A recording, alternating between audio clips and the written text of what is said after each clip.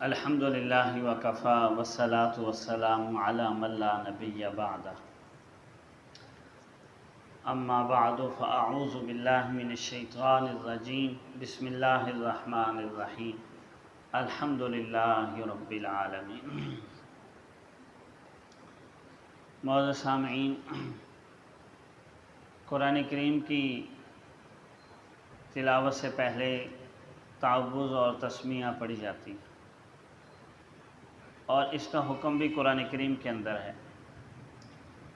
اللہ تعالیٰ فرماتے ہیں فَإِذَا قَرَأْتَ الْقُرْآنَ فَاسْتَعِذْ بِاللَّهِ، جب آپ قرآن پڑھیں تو اللہ کی پناہ طلب کر لیجئے شیطان مردود سے۔ دنیا کے اندر کسی کو کلام الہی پر ایمان لانے کی توفیق ہو جائے، اس کے ساتھ محبت اور عقیدت اور اس کے ساتھ وابستگی ہو جائے، اس سے بڑھ کر اور کوئی نعمت نہیں۔ اور شیطان کی پوری کوشش یہی ہے کہ اس نعمت سے انسان کو محروم کر دے۔ جو قرآن سے محروم ہو گیا تو ہر طرح کی خیر سے ہی محروم ہو گیا۔ اس وجہ سے اللہ رب العزت فرماتے ہیں کہ جب قرآن کریم پڑھیں تو اس سے پہلے اعوذ باللہ پڑھ لی جائے، جس میں انسان رب تعالیٰ کی پناہ کے اندر آ جاتا ہے۔ شیطان مردود کے شر سے، اس کے وسوسوں سے انسان حفاظت کے اندر آ جاتا ہے۔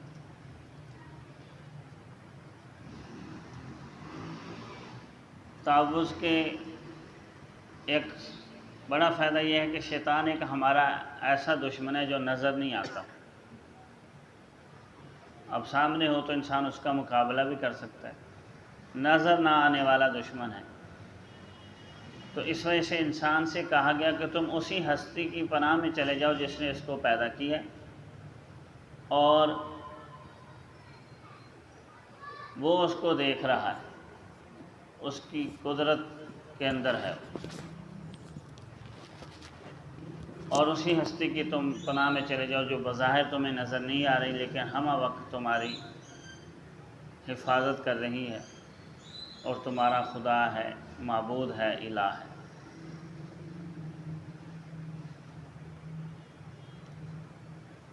احادیث طیبہ سے پتہ چلتا ہے کہ شیطان کی تخلیق آگ سے ہوئی، جنات کی قسم میں سے ہے یہ، اور جنات آگ سے پیدا کیے گئے، اور آگ جو ہے نا ابھار چاہتی ہے، بھڑکتی ہے۔ نبی علیہ السلام نے غصے کو بھی آگ سے ہی تشبیہ دی ہے۔ ہمیں جب ایک انسان کو غصہ آتے تو اس کے اندر بھی سمجھو آگ سلگ رہی ہوتی، تو پھر نبی علیہ السلام نے غصے کا علاج بھی یہی بتایا ہے کہ اعوذ باللہ پڑھی جائے، کیونکہ غصے کے وقت شیطان انسان کے اوپر حاوی ہوتا ہے اور کچھ لمحوں میں ہی اس سے ایسی کام کروا لیتا ہے کہ جس طرح کہتے ہیں نا کہ لمحوں نے خطا کی، صدیوں نے سزا پائی، پھر سالہ سال تک ان غلطیوں کا مداوع نہیں ہو سکتا، اس کی تلافی نہیں ہو سکتی۔ تو اس وجہ سے نبی علیہ السلام کا فرمان ہے کہ جب تمہیں غصہ آئے تو اعوذ باللہ پڑھو، اعوذ باللہ من الشیطان الرجیم۔ ایک صحابی کو حضور نے غصہ ہوتے ہوئے دیکھا تو فرمایا مجھے ایسے کلمات پتہ ہیں، اگر وہ یہ کہہ لے تو اس کا غصہ ٹھنڈا ہو جائے۔ تو پھر تعوذ اس کو سمجھائی اعوذ باللہ، تو جب اس کو جا کر حضور کا فرمان بتایا گیا تو اس نے فوراً عمل کیا، یعنی اگرچہ غصے میں تھا لیکن نبی علیہ السلام کا ادب، پاس لحاظ بہت تھا، تو فوراً پڑھا تو ان کا غصہ ٹھنڈا ہو گیا۔ اور مزید عملی طور پر نبی علیہ السلام نے غصے کا علاج یہ بتایا ہے کہ جب انسان کھڑا ہو اور اس کو غصہ آ جائے بیٹھ جائے، بیٹھا ہو تو لیٹ جائے، اور مزید فرمایا وضو کر لیجیے۔ وضو کرنے سے بھی جسم کے اندر ٹھنڈک آ جاتی ہے، شیطانی اثرات ختم ہو جاتے ہیں، گناہ دھل جاتے ہیں انسان کے، اور گناہ بھی شیطان کے اثرات سے ہوتے ہیں، نفس کے اثرات سے ہوتے ہیں۔ تو اس وجہ سے جب انسان وضو کر لیتا ہے، تعوذ پڑھ لیتا ہے تو گناہ کے اور شیطانی اثرات سے دور ہو جاتا ہے، محفوظ ہو جاتا ہے۔ اعوذ باللہ من الشیطان الرجیم کا ترجمہ یہ ہے کہ میں اللہ کی پناہ چاہتا ہوں، اللہ کی پناہ میں آتا ہوں اس شیطان سے الرجیم جو دھتکارا گیا ہے، مردود ہو گیا۔ شیطان کا اصل نام عزازیل تھا، عزازیل، اور جب یہ بارگاہ الہی سے مردود قرار دے دیا گیا تو اس کا نام ابلیس پڑ گیا،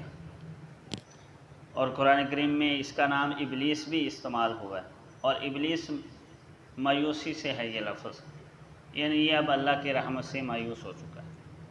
اور اللہ کی رحمت سے بہت دور ہے، اب اللہ رب العزت کی رحمت بھی اس کے قریب ہے، اس وجہ سے اس کو ابلیس کہتی ہے۔ اس کا تعوذ میں جو نام ہے الشیطان، شیطان سرکشی سے، سرکشی اس کے اندر بہت زیادہ ہے۔ انسان، اللہ رب العزت فرماتے ہیں لا تتبعوا خطوات الشیطان، شیطان کی پیروی نہ کرو، انہ لکم عدو مبین، بے شک وہ تمہارا کھلا دشمن ہے، لیکن ہم اس کو اپنا دشمن سمجھتے نہیں۔ انسان جب کسی کو اپنا دشمن سمجھتا ہے نا تو اس سے بہت محتاط ہو کر رہتا ہے، جس طرح انگلش میں کہتے ہیں نا کیئرفل ہو کے رہتا ہے، لیکن شیطان سے ہم اتنے کیئرفل نہیں ہیں جتنے ہم اپنے دنیاوی دشمنوں سے ہوتے ہیں۔ جتنی ہم دنیا کے کسی سرکش انسان سے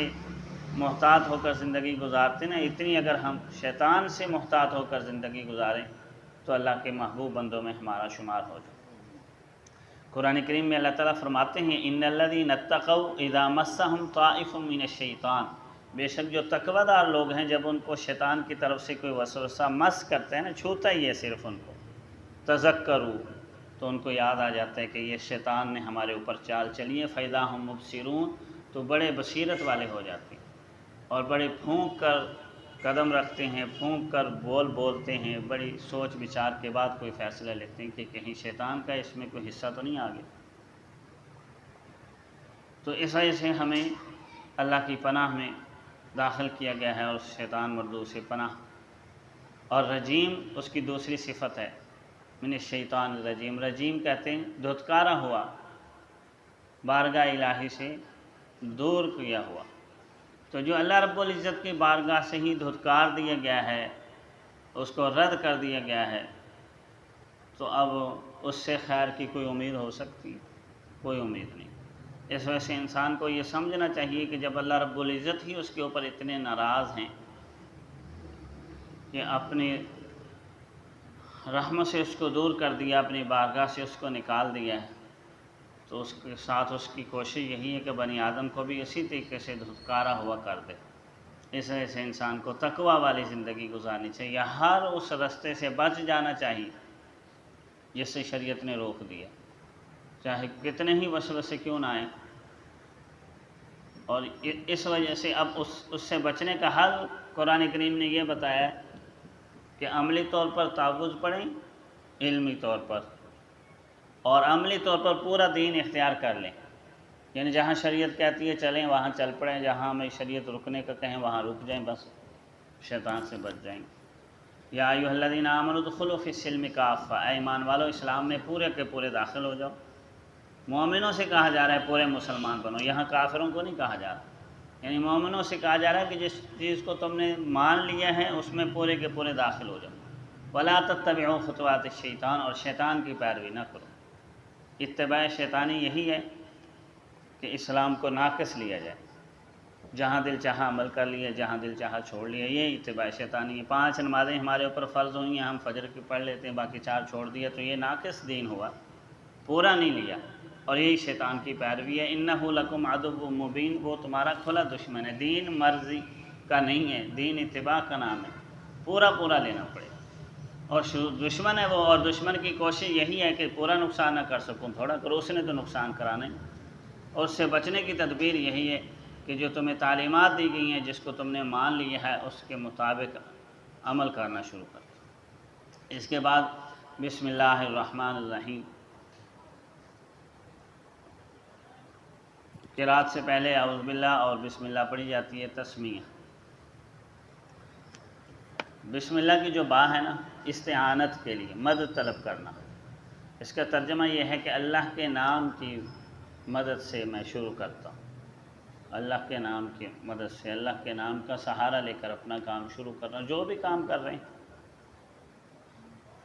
نبی علیہ الصلوۃ والسلام کا فرمان ہے کہ ہر وہ کام جس کے شروع میں بسم اللہ نہ پڑھی جائے، محترم بشان کام آپ نے شروع کیا، اچھا کام شروع کیا اور اس میں بسم اللہ ہی نہیں پڑھی تو فرمایا وہ ناقص رہ جاتا ہے، اس کی برکتیں انسان کو حاصل نہیں ہوتی۔ ہر کام میں ہمیں بسم اللہ سمجھائی گئی،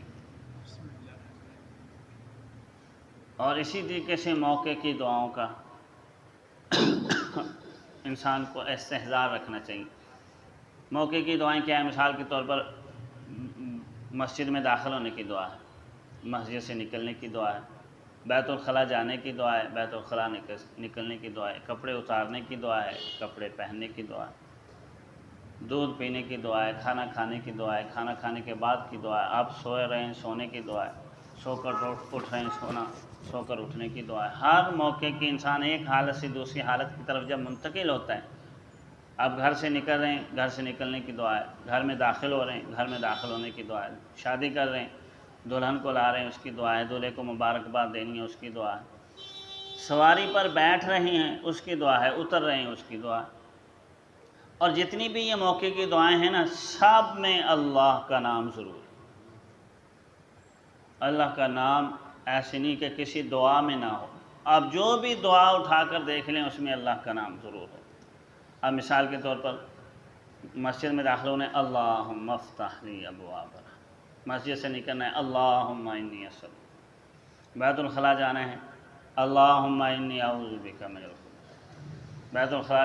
نکلنا ہے غفرانک الحمدللہ الذی اذھب عنی العذاب، سونے کی دعا ہے اللہم بسمک اموت واحیا، سو کر اٹھنا ہے الحمدللہ الذی احیانا بعدما۔ ہر موقع پر نبی علیہ الصلوۃ والسلام نے ہمیں دعا سکھائی ہے، اور اس دعا میں اللہ رب العزت کا نام ضرور ہے، اور ہمیں سمجھایا گیا کہ تمہارے کام حل اللہ کی ذات نہیں کرنے، تم نے مدد اسی سے ہی مانگنی۔ اب جب انسان موقع کی دعا چھوڑ دیتے تو اللہ کی مدد تو اس نے چھوڑ دی، اللہ رب العزت کی مدد تو اس نے اپنے ساتھ لی نہیں، تو کیسے اس کو برکتیں حاصل ہو جائیں؟ ہمارے جو بزرگ تھے وہ کامیاب کیوں تھے؟ وہ اسی وجہ سے کہ ہم وقت اللہ کی مدد اپنے ساتھ رکھتے تھے، اور اس موقع پر جو دعائیں ہیں وہ پڑھتے تھے۔ مثال کے طور پر بازار کے اندر جانے کی دعا چوتھا کلمہ ہے، نبی علیہ الصلوۃ والسلام کو فرمانا ہے کہ جو جب بازار داخل ہو جو چوتھا کلمہ پڑھ لے گا تو خسارے سے محفوظ ہو جائے گا۔ اب ظاہری بات ہے اس کو خسارہ بھی نہیں آئے گا، اور جو چیز لے کر آئے گا بازار کسی کام سے گیا نا تو اس کو وہ برکت بھی حاصل ہوگی، اور چوتھے کلمے بھی اللہ کی ذات، اس کی توحید ہے، اس کا تذکرہ ہے، اس کی حمد و ثنا ہے۔ تو ہر موقع پر ہمیں بسم اللہ الرحمن الرحیم سکھائی گئی۔ اب حضور کا فرمان ہے جو شخص بسم اللہ پڑھ کر کپڑے اتارتا ہے تو شیطان اس کا ستر نہیں دیکھ سکتا، اور اگر بغیر بسم اللہ کے کپڑے اتار لیے تو فما یلعب بمقاعد بنی آدم، شیطان بنی آدم کی مقعد سے کھیلتا ہے تو اس کی شہوت کو تو وہ ابھار دے گا، تو پھر انسان بدکاری کی طرف، زنا کی طرف چلا جائے۔ اور بسم اللہ پڑھ کر کپڑے تبدیل کیے تو اللہ آڑ پیدا کر دیتے ہیں، نہیں دیکھ سکتا انسانی سب، اللہ کی مدد جو ساتھ لے لی، تو اس وجہ سے اس کا خاص خیال رکھا جائے۔ اور اللہ اس میں اللہ رب العزت کی دو صفتیں ذکر کی گئی۔ لفظ اللہ بس یہ سمجھ لیں کہ ایک ایسا نام ہے اللہ کی ذات کا، اللہ رب العزت کی ذات کا یہ ذاتی نام ہے جو کسی اور زبان کے اندر اس کا مفہوم ادا ہو ہی نہیں سکتا، بس عربی زبان ہی کے اندر جو اس کی لذت ہے، کسی اور میں مثلا ہم خدا کہیں یا کسی اور زبان میں اللہ رب العزت کے لیے جو الفاظ استعمال ہوتے ہیں وہ استعمال تو کر سکتے ہیں، لیکن اس کے اندر وہ چاشنی اور وہ کمال ہے ہی نہیں جو لفظ اللہ کے اندر اللہ رب العزت نے رکھا ہے۔ صرف اس لفظ اللہ کا ہی ورد ہمارے مشائخ بتاتے ہیں، اور اس کا نور انسان اپنے اندر جو ہے نا وہ بھر لیتے ہیں، اور یہ لفظ کسی اور کے لیے استعمال کرنا جائز بھی نہیں اور نہ ہو ہی سکتا ہے۔ بلکہ اللہ رب العزت قرآن کریم کے اندر فرماتے ہیں کہ حل تعلم لہ سمیہ، کیا تم نے اس جیسا کوئی نام کسی کا سنا ہے؟ جانتے ہو اللہ کسی کا نام ہے ہی نہیں۔ انسانی ذہنوں کو اللہ رب العزت اس طرف جانے نہیں دیتے کہ یہ نام ہو۔ ہاں ابدیت کے ساتھ یہ نام جوڑا جائے گا، ویسے کسی کا یہ نام فرمایا تم جانتے ہو؟ سنا ہے کوئی نام؟ نہیں سنا، ایسا با کمال نام۔ بلکہ بہت سارے مفسرین اور اہل علم یہ فرماتے ہیں کہ جو اسم اعظم احادیث طیبہ میں جس کا تذکرہ ہے نا، اسم اعظم کہ اس کے ذریعے دعا کی جائے تو دعا قبول ہوتی ہے، اللہ رب العزت کے ناموں میں سے ایک اسم اعظم ہے، اور حضور علیہ الصلاۃ والسلام کو فرمانے کہ اس نام کے ذریعے جب دعا کی جائے گی تو اللہ تعالیٰ دعا قبول فرماتے ہیں۔ تو بہت سارے اہل علم اور مفسرین فرماتے ہیں لفظ اللہ ہی اسم اعظم ہے، اس سے بڑھ کر اور کوئی اسم اعظم ہو ہی نہیں سکتا۔ اور ایک حدیث طیبہ میں الحی القیوم کو بھی اسم اعظم کے طور پر بتایا گیا، لیکن اس کے ساتھ لفظ اللہ اس کے ساتھ بھی لگا ہوا ہے، یعنی وہ جو پوری دعا ہے نا اس کے اندر پہلے لفظ اللہ ہے، اس کے بعد الحی القیوم، تو لفظ اللہ اس میں بھی موجود ہے۔ تو یہ اللہ رب العزت کی صفاتی ذاتی نام ہے۔ اس کے بعد دو صفاتی نام یہاں ذکر کیے گئے ہیں بسم اللہ کے اندر، الرحمن اور الرحیم، یہ دونوں رحمت سے مشتق ہیں، تو دونوں ہی کثرت پر دلالت کرنے والے ہیں، لیکن فرق یہ ہے کہ رحمان کے اندر مبالغہ رحمت کا بہت زیادہ ہے، اور اس قدر اس کے اندر رحمت ہے کہ اس جیسی کسی کے اندر ہے ہی نہیں، اور یہ اللہ رب العزت کی ذات کے ساتھ خاص ہو گیا ہے۔ جس طریقے سے لفظ اللہ کی ذات کے ساتھ خاص ہے، کسی اور کے لیے نہیں بولا جاتا، اسی طریقے سے لفظ رحمان بھی اللہ کی ذات کے ساتھ خاص ہے، کسی اور کے لیے نہیں بولا جاتا۔ اس کے اندر رحمت زیادہ ہے رحیم کی بنسبت۔ رحیم کے اندر 4 لفظ ہیں، رحمان میں 5 ہیں۔ تو اہل علم فرماتے ہیں کثرت الالفاظ تدل علی کثرت المعانی، الفاظ کی کثرت معانی کی کثرت پر دلالت کرتی ہے۔ جب الفاظ اس میں زیادہ ہے تو اس کے اندر رحمت بھی زیادہ ہے۔ اسی وجہ سے رحیم کا لفظ نبی علیہ الصلاۃ والسلام کے لیے استعمال ہوا ہے، قرآن کریم میں ہے انک رؤوف الرحیم، لیکن رحمان کا لفظ کسی کے لیے استعمال نہیں، تو اس قدر زیادہ اس کے اندر رحمت۔ اور رحیم تو اس وجہ سے اس کا ترجمہ یوں کرتے ہیں کہ نہایت رحم کرنے والا،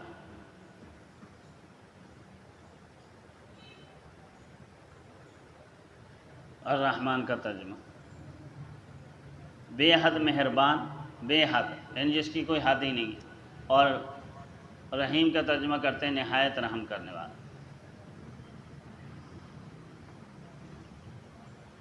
اور مفسرین فرماتے ہیں رحمان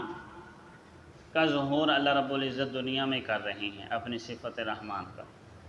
اور یہاں کافروں کو بھی رحمت سب پر جو کرنی ہے تو یہاں کافروں کے اوپر بھی ہو رہی، اور رحیم کے اندر چونکہ حد ہو جائے گی ایک، تو اس کا ظہور اللہ رب العزت آخرت کے اندر فرمائیں گے اپنی صفت رحیم، اور وہاں اپنی رحمت مسلمانوں اور ایمان والوں کے اوپر خاص کر۔ تو اس وجہ سے دنیا اور آخرت کی رحمتیں انسان نے سمیٹنی ہیں تو بسم اللہ کا ورد کیا جائے، اور اللہ کے نام کو موقع کی مناسبت سے اپنے ساتھ رکھا جائے اور اس ذات کی طرف رجوع کیا جائے۔ اور بسم اللہ کے احادیث طیبہ میں بے شمار فوائد آئے ہیں، اور اہل علم، مشائخ، صوفیہ کرام اس کا ذکر اور اذکار بھی اپنے متعلقین کو بتاتے رہیں۔ ہمیں اس کا تلفظ بھی صحیح کرنا چاہیے، اس کا ترجمہ بھی صحیح آنا چاہیے، اور اس کو پڑھتے ہوئے اللہ کی ذات کی طرف دھیان رکھا جائے، ضرور بے ضرور دنیا اور آخرت کی رحمتیں انسان سمیٹ لے گا، بے برکتی سے محفوظ ہو جائے گا اور برکتوں کا نزول ہوگا۔ ہم اپنے بوڑھوں کو دیکھتے تھے، بزرگوں کو دیکھتے رہیں، بسم اللہ بسم اللہ بسم اللہ، یعنی کوئی بھی کام کرنا انہوں نے بسم اللہ کہنا، تو اس کی برکتیں ان کو حاصل ہوتی تھیں۔ اور آج ہم برکتوں سے محروم اس وجہ سے ہیں کہ ہم وہ جو خالص اذکار ہیں جو اللہ رب العزت کی رحمتوں کو متوجہ کرنے والے ہیں ان سے دور ہو رہے ہیں۔ اللہ کی ذات ہمیں سیکھنے، سمجھنے اور عمل پیرا ہونے کی توفیق عطا فرمائے۔ وآخر دعوانا ان الحمد للہ رب العالمین۔